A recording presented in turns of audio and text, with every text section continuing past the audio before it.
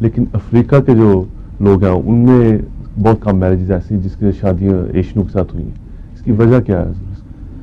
African جو امریکہ میں ہیں ان کی تو بہت ہوئی نہیں ہے. اچھا.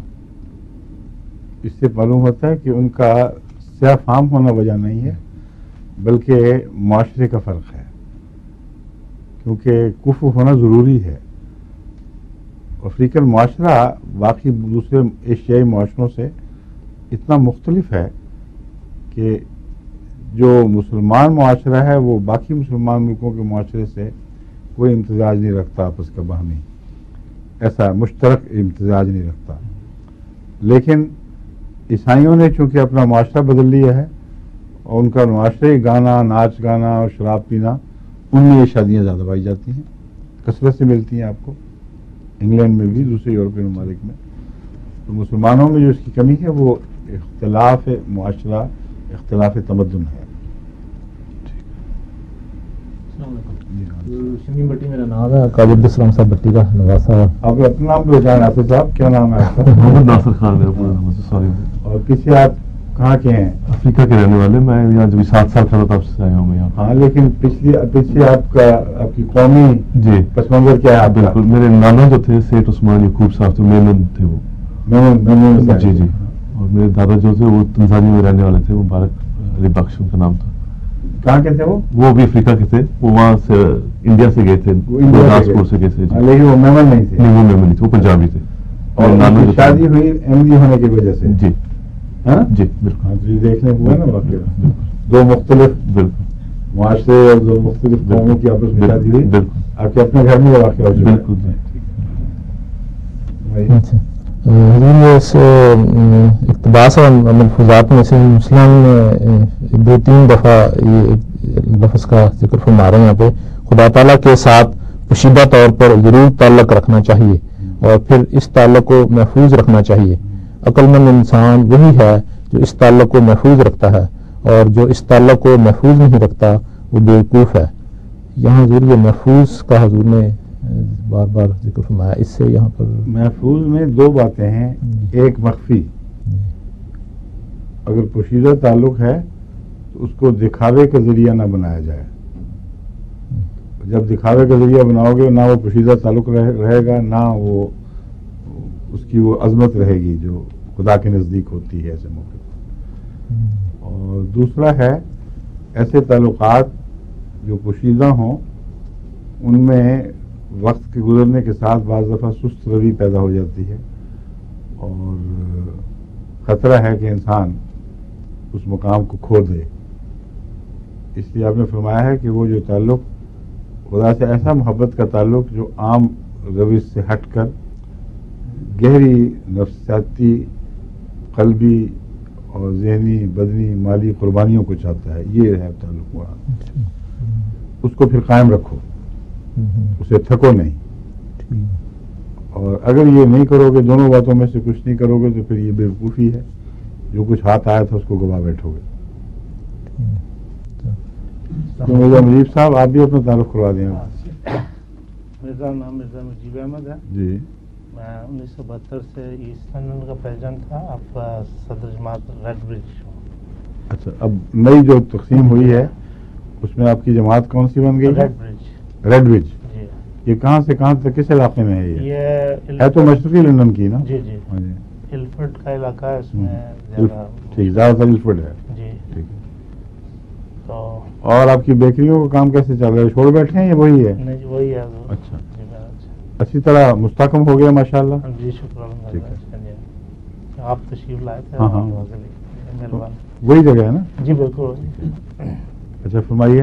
حضور آپ نے جو گزشتہ رمضان المبارک ہے اس میں معجزات کے بارے میں بہت تفصیلی گفتگو فرمائی، اور میرے لیے جو پہلے مبہم تھے وہ تقریباً سارے ختم ہو گئے.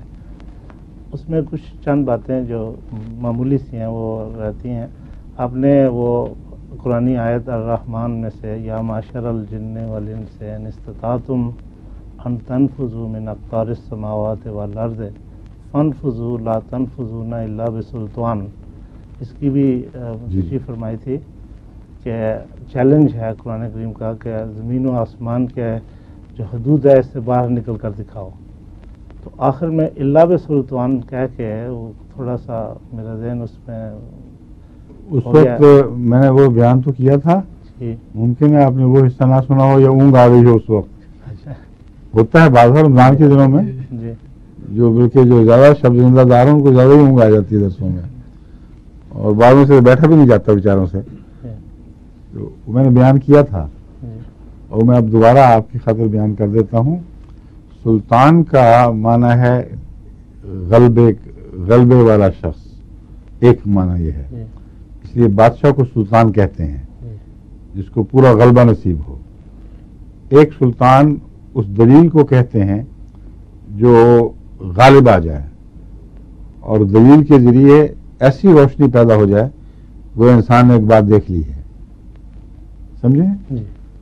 تو میں نے یہ بیان کیا تھا کہ یہاں یہ دوسری سلطان مراد ہے، یعنی تم استدلال کے ذریعے ایسے دلائل کے ذریعے ضرور پہنچ جاؤ گے کسی دن کہ جس کی قطعیت ثابت ہو، کوئی تمہیں آنکھوں دیکھ لیا ہو. تو وہ جو شعائیں سفر کر رہی ہیں زمین کے کناروں سے، اختار السماوات والارض مراد ہے. اس زمین کے اختار نہیں ہے، تو چاند وغیرہ تو معمولی چھڑانگے ہیں اب انسان کے لیے، لیکن اختار السماوات ناممکن ہے. آج بھی اسی طرح ناممکن ہے جس طرح 1400 سال پہلے ناممکن تھا. کروڑ سال کے بعد بھی ناممکن ہوگا، 1 ارب سال کے بعد بھی ناممکن ہوگا. وجہ یہ ہے کہ وہ اتنا فاصلہ ہے کہ روشنی وہاں سے جو کم و بیش 18 ارب سال پہلے چلی تھی وہ آج یہاں پہنچی ہے. اب اندازہ کر لیں. اور چونکہ وہ پھیل رہی ہے، زمین اور کائنات ساری پھیل رہی ہے، اس لیے یہ روشنیوں کے فاصلے بڑھ رہے ہیں. ہر سال ان میں اضافہ ہو رہا ہے کیونکہ تقریباً 1,64,000 میل فی سیکنڈ کے لحاظ سے یہ کائنات پھیل رہی ہے. 1,64,000 میل فی سیکنڈ.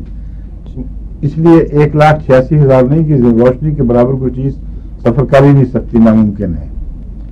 روشنی تیز ترین چیز ہے. نور سے زیادہ سرعت رفتار کسی کو اللہ نے عطا نہیں کی، اور چونکہ مادے کی ایک حد ہے اس لیے اس سے زیادہ رفتار سے وہ جو کائنات ہے وہ پھیل نہیں رہی. قرآن کریم میں جو فرمایا ہے کہ انا لموسعون، کہ ہم موسعون بھی ہیں، صرف ہم نے وسعت دے کر بات ختم نہیں کی، ہم ہمیشہ وسعت دینے والے ہیں. موسعون کا مطلب ہے ایک جاری مضمون ہے جو کبھی ختم نہیں ہوگا. تو وہ 1,64,000 یا کم و بیش سائنسدانوں جو تخمینے لگائے ہیں اس پر سیکنڈ کے لحاظ سے پیچھے ہٹ رہی ہے. آپ اگر 1,64,000 میل فی سیکنڈ کے لحاظ سے سفر کر سکتے ہیں تو پیچھا کر کے دکھائیں. اگر کریں تو ایٹرنیٹی تک آپ چلتے رہیں گے. میری رفتار سے بھاگے ہے بیابان اس سے، وہ اسی رفتار سے آگے بھاگتی رہے گی اور بیچ میں فاصلہ وہی رہے گا. 18 ارب سال روشنی کے کندھوں پر چڑھ کے آپ جائیں پھر وہاں پہنچیں گے. قرآن کریم کا چیلنج تو اتنا حیرت انگیز اور قطعی ہے کہ وہم و گمان میں بھی نہیں آ سکتا کسی معقول انسان کے کہ اس چیلنج